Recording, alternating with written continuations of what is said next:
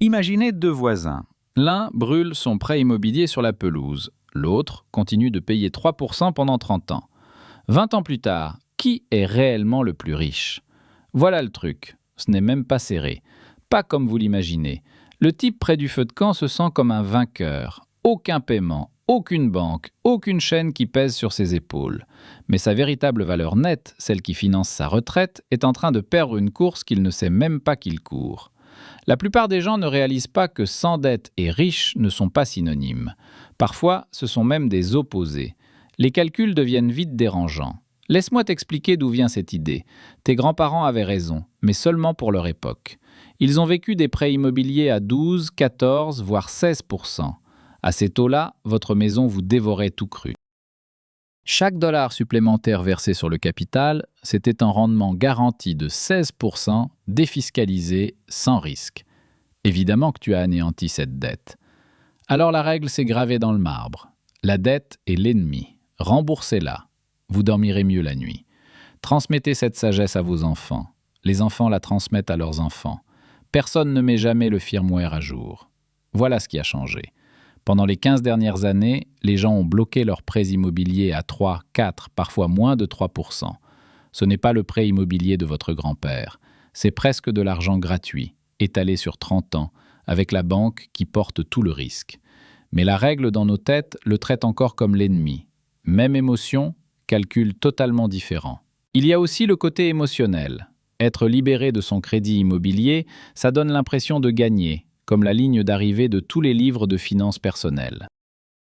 La fête, le feu de joie sur la pelouse, la publication Instagram, émotionnellement c'est puissant, financièrement c'est souvent un véritable désastre. C'est l'écart dans lequel nous vivons aujourd'hui. Se sentir en sécurité par rapport à être réellement riche.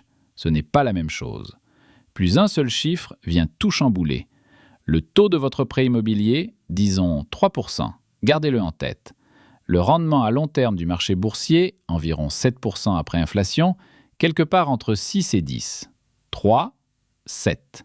Chaque dollar supplémentaire versé sur ton prêt hypothécaire te rapporte exactement 3%. Garantie, oui, mais seulement 3%. Ce même dollar placé dans un ennuyeux fonds indiciel a historiquement rapporté environ le double, composé, sur 30 ans. Cet écart, on l'appelle le coût d'opportunité, le chiffre le plus ignoré en finances personnelles. Vous ne le voyez pas, pas de facture dans la boîte aux lettres.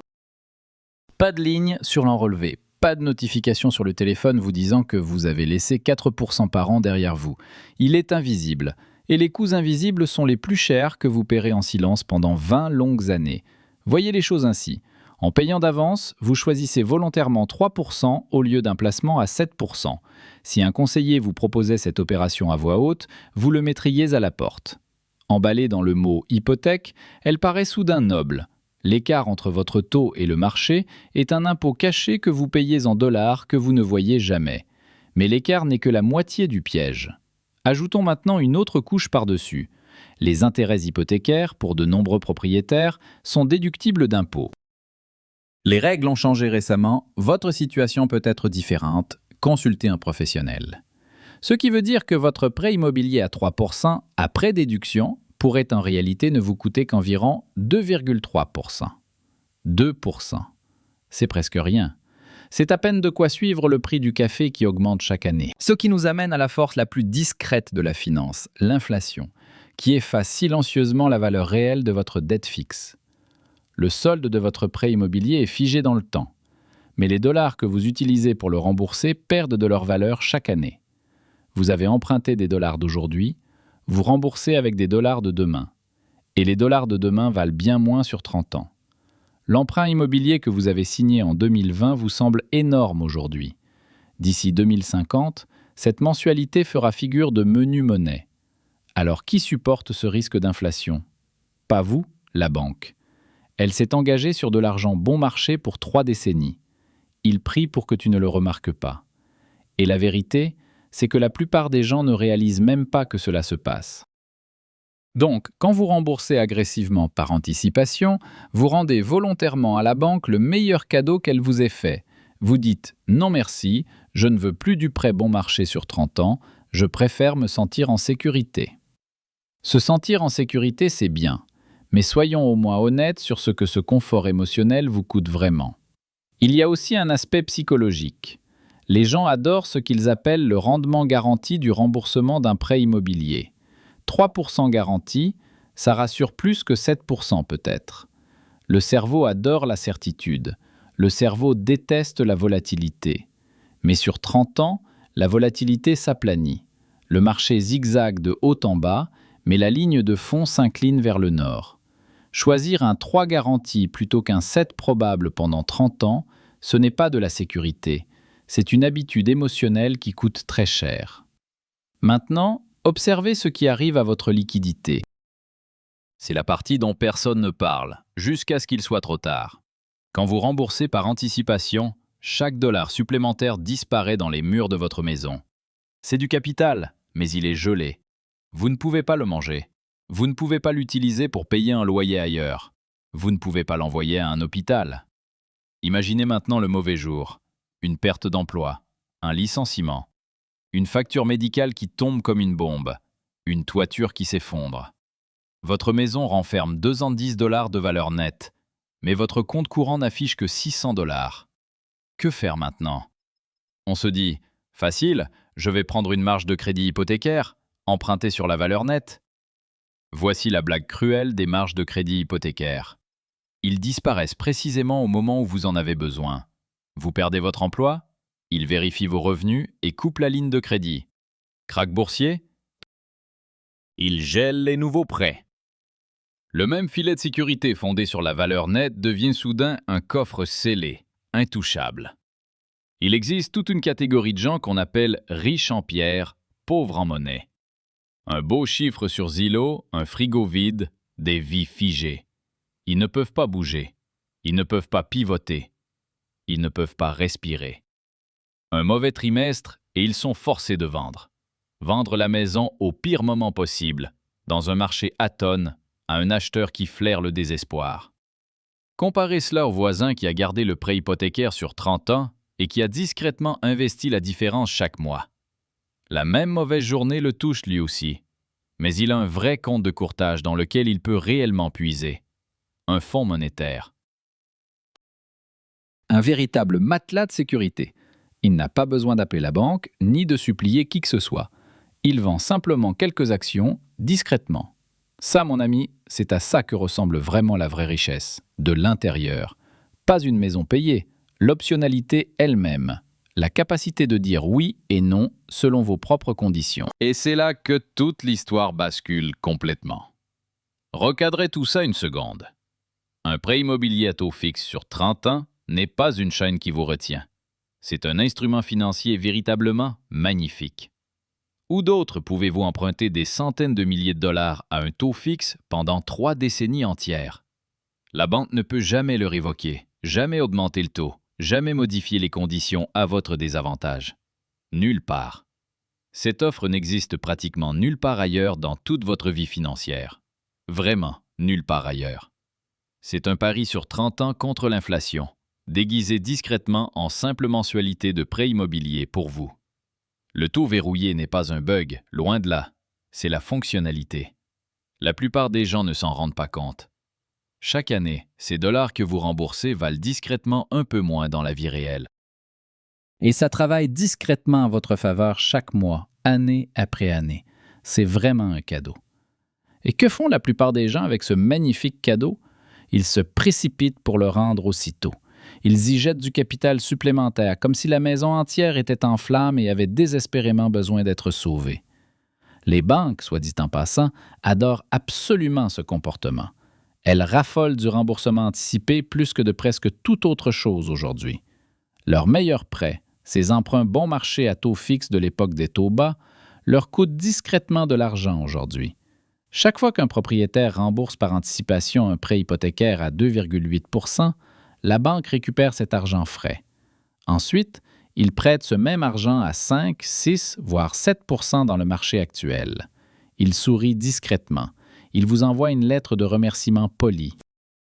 Voici ce que la plupart des propriétaires ignorent vraiment. C'est précisément ce qui devrait vous faire réfléchir. Si la banque est contente, vous devriez revoir vos calculs 2 fois. Voici la distinction. La vraie richesse face à l'apparence de la richesse. Paraître riche, c'est une maison payée, un bilan financier sain. La vraie richesse, c'est l'argent que vous pouvez toucher, un compte d'investissement que vous utilisez cet après-midi, des mois de dépenses disponibles immédiatement. La valeur nette sur un tableur et la valeur nette que tu peux réellement dépenser, ce sont deux bêtes complètement différentes. Le plan de remboursement anticipé optimise le tableur. Le plan patient optimise votre vraie vie. Projetez-vous 20 ans en avant, ça pique. Laissez-moi vous donner la version longue. 2 voisins, même maison, même revenu, même famille. Une différence essentielle. Le voisin A déteste les dettes. Il consacre chaque dollar disponible à son prêt immobilier. 500 dollars supplémentaires par mois. Il rembourse son prêt de 30 ans en environ 15 ans. Il organise le grand feu de joie, une énorme fête, libéré de son hypothèque à 50 ans. Le voisin B garde le prêt sur 30 ans. Il envoie à la banque exactement le minimum, pas $1 de plus. Ces mêmes 500 dollars par mois que le voisin A verse sur son capital, le voisin B les place dans un simple fonds indiciel, chaque mois, pendant 15 ans, puis pendant 30. Des versements discrets, automatiques, ennuyeux, qui s'accumulent sur le marché. Pendant les premières années, ils se ressemblent presque parfaitement. Le voisin A semble même remporter la course. Le solde de son prêt immobilier diminue plus vite chaque mois. Son estimation Zillow fait sensation au barbecue du quartier. Le voisin B possède un compte de placement qui fait des montagnes russes, parfois effrayants, parfois stables, parfois grimpant tranquillement vers le haut. Puis la magie des intérêts composés se réveille. À la 10e année, le compte du voisin B commence à faire boule de neige. Les gains génèrent des gains. La magie tranquille. À la 15e année, quand le voisin A organise sa grande fête et illumine sa pelouse, pendant ce temps, le voisin B possède un compte de courtage dont la valeur dépasse déjà l'ensemble des économies de remboursement anticipées du voisin A. À l'année 20, l'écart est flagrant. À l'année 25, il se chiffre en centaines de milliers, peut-être bien au-delà. Les deux hommes se sentent responsables. Les deux se sentent de bons pourvoyeurs. Les deux ont travaillé dur. Un seul est véritablement plus riche. Et le riche a encore un crédit immobilier. C'est ça qui fait complètement disjoncter les gens. Le type endetté détient la plus grosse pile d'argent utilisable. L'écart en dollars est brutal. Mettons des chiffres concrets. Un prêt immobilier de 300 000 $, 3% à taux fixe, sur 30 ans, la mensualité tourne autour de 1 300 $. Maintenant, imagine que tu rajoutes 500 de plus. Tu es concentré, tu es discipliné, tu détestes la banque. Voici exactement ce que ce plan de remboursement agressif t'apporte. Vous remboursez votre prêt en environ 17 ans au lieu de 30. Vous économisez à peu près 40 000 en intérêts. De l'argent réel. Ça fait du bien. Maintenant, lance l'autre plan. Même personne, même revenu, même 500 $.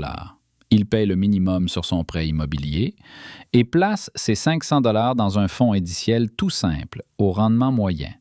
Avance rapide de 15 ans. Ce compte affiche environ 180 000 $ de capital. 20 ans plus tard, plus d'1/4 million. 30 ans plus tard, largement au-delà de 600 000 $. Donc, celui qui a remboursé d'avance a économisé 40 000 $.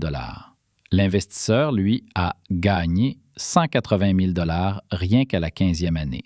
Beaucoup plus à 30 ans. Le coût de ce simple sentiment d'être libéré des dettes, environ 140 000 $. Et cet écart ne fait que se creuser. 140 000, ce n'est pas une erreur d'arrondi, c'est les études supérieures d'un enfant. Cela représente 5 années de retraite, le prix d'un seul sentiment. Alors, quand le remboursement anticipé a-t-il vraiment du sens? Voilà le truc. Je ne dis pas qu'il ne faut jamais rembourser par anticipation. Ça, c'est du dogme, et c'est justement le dogme qui a mis les gens dans ce pétrin au départ. Décortiquons tout ça avec un vrai cadre. 5 règles. Utilisez-les comme un arbre de décision, pas comme une religion. Règle numéro 1. Comparez le taux de votre prêt immobilier à votre rendement attendu réaliste après impôt, pas à celui que vous aimeriez avoir, pas ce que ton cousin a gagné sur une seule action. Le chiffre ennuyeux sur le long terme, après impôt, c'est ça qui compte vraiment ici. Si votre prêt immobilier est à 3% et que votre rendement espéré atteint 6 ou 7 après impôt, investir l'emporte. Si ces deux chiffres sont à peu près identiques, la réponse est plus floue. Cela devient alors plus personnel. Règle numéro 2. Avant de rembourser un seul dollar par anticipation, constituez une véritable réserve de trésorerie. 6 mois de dépenses, disponibles immédiatement. Ennuyeux. Posé dans un compte d'épargne à haut rendement ou un fonds monétaire. Aucune exception à cette règle. Jamais. Rembourser ton prêt immobilier par anticipation avec seulement 2000 $ sur ton compte courant, c'est pas de la richesse. C'est une mauvaise semaine qui te sépare du désastre. Règle numéro 3. Maximisez d'abord les comptes fiscalement avantageux. L'abondement de votre plan retraite au travail, c'est de l'argent gratuit. Votre compte de retraite individuel, les comptes d'épargne santé si vous y êtes éligible. Le gouvernement vous offre littéralement de l'argent gratuit. Passer à côté d'argent gratuit pour rembourser un prêt à 3 % est l'un des pires choix financiers possibles. Règle numéro 4. Les calculs changent quand les taux changent. Si votre prêt immobilier se situe à 6, 7, 8 %, l'écart s'inverse. Désormais, rembourser par anticipation rivalise réellement avec le rendement attendu du marché, voire le dépasse. Surtout sur une base ajustée au risque. À ces taux-là, payer d'avance devient un choix respectable, parfois même excellent. La règle n'est pas de ne jamais payer d'avance, c'est de connaître votre taux. Règle numéro 5. La tranquillité d'esprit la nuit, ça compte vraiment. Certaines personnes ne peuvent tout simplement pas fonctionner avec une dette qui pèse sur elles. L'anxiété leur coûte plus que les maths ne leur font économiser. Si c'est vraiment, profondément votre cas, alors remboursez par anticipation en toute conscience. Sache que tu paies un supplément pour ton confort émotionnel, comme certains paient pour voyager en première classe. Très bien. Remarquez ce que ce cadre n'est pas. Ni la dette est bonne, ni l'épargne est mauvaise, ni toujours investir, ni jamais rembourser par anticipation. C'est un arbre de décision. Les données entrent, les décisions sortent. Votre taux, vos impôts, votre marge, vos comptes et vos nerfs comptent. Voilà à quoi ressemblent vraiment des choix financiers plus avisés. Pas des slogans, pas des feux de joie. Juste une réflexion claire sur des chiffres clairs. Encore un coup caché que la plupart des gens ignorent. Voici le schéma plus large, et c'est ce que la plupart des gens ne voient jamais. Le même piège existe partout dans la finance personnelle. Le conseil qui semble le plus sûr est souvent celui qui discrètement vous coûte le plus cher. Rembourser le prêt immobilier en avance, garder des sommes énormes en liquide, éviter les marchés parce que ça fait peur, assis sur un compte épargne qui rapporte un demi% pendant que l'inflation grignote tranquillement 4% chaque année. Chacun de ces gestes semble responsable. Chacun vous murmure « Bravo, tu es prudent ». Pourtant, il y a un piège, et chacune de ces décisions, sur des décennies, transfère une richesse bien réelle à quelqu'un d'autre, le plus souvent à une banque patiente. Souvent le voisin qui séparait le sentiment de sécurité du véritable calcul de la sécurité. Cet écart coûte tout. Et le prochain domino dans ce même schéma, louer ou acheter, un débat encore plus chargé que celui du crédit immobilier. Jeter son argent par les fenêtres en louant, c'est évident, non ? Acheter est toujours plus malin, n'est-ce pas ? La réponse dépend de chiffres que personne ne calcule jamais. Quand on les utilise vraiment, les idées reçues s'inversent encore, parfois brutalement. Restez avec moi pour une dernière leçon. Si tu veux faire des choix d'argent plus intelligents au lieu de choix qui te font juste plaisir, abonne-toi à Andy explique l'argent. Nouvelle vidéo chaque semaine. Pas de battage, pas de tickers boursiers, pas de promesses de richesse facile. Juste les chiffres derrière les décisions qui façonnent toute votre vie financière. Si ça a changé ton regard sur ton prêt immobilier, envoie-le à l'ami qui s'apprête à cramer sa pelouse. Ils vous remercieront dans 20 ans, même s'ils sont agacés aujourd'hui. Voici maintenant la dernière chose avant que je parte. La vraie richesse est silencieuse. Elle n'organise pas de fêtes, ne publie pas de photos. Elle se multiplie pendant que d'autres célèbrent de fausses lignes d'arrivée. Le voisin avec le prêt immobilier et le compte de courtage ne se vante pas. Il est simplement occupé à être discrètement et régulièrement riche année après année. Il a compris la seule leçon qu'il nous a fallu bien trop de temps à saisir au sujet des dettes.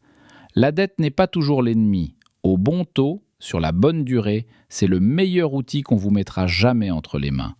La seule question, c'est de savoir si tu t'en sers ou si tu le laisses partir en fumée.